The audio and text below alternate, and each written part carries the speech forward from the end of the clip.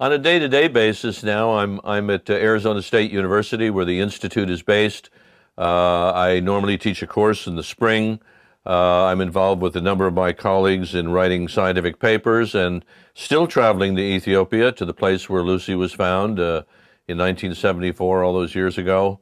So we're still searching for fossil remains. I travel quite a bit to lecture at colleges and universities and continue to write and publish books.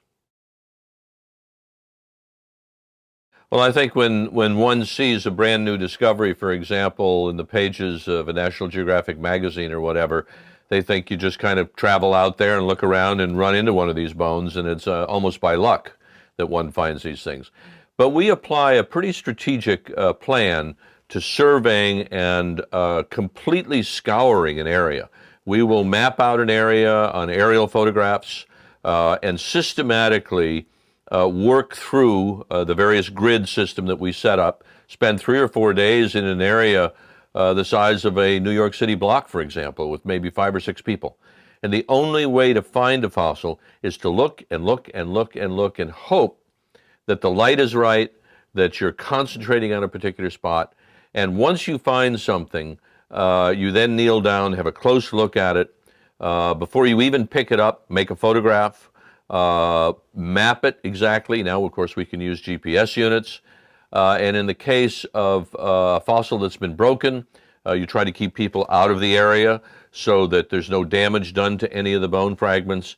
And you set up a very microgrid system so that you map every piece and number it as you pick it up and photograph it and bag it and bring it back to the research camp where we identify it, catalog it, and actually photograph it in more detail.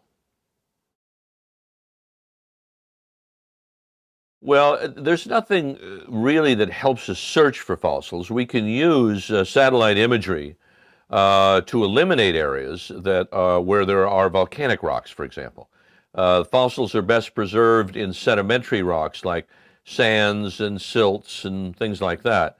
And they leave a particular signature in these aerial photographs, so we know where not to go and we know where we might have a possibility. So that finding fossils themselves still involves all of the ground survey.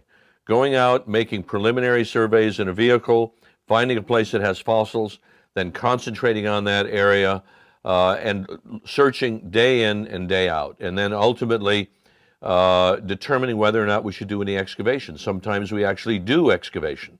In the case of the Lucy skeleton that I found in '74, most of her was exposed on the surface. She had been eroded out by the rainstorms in the area. But other places, we've had to do significant excavation.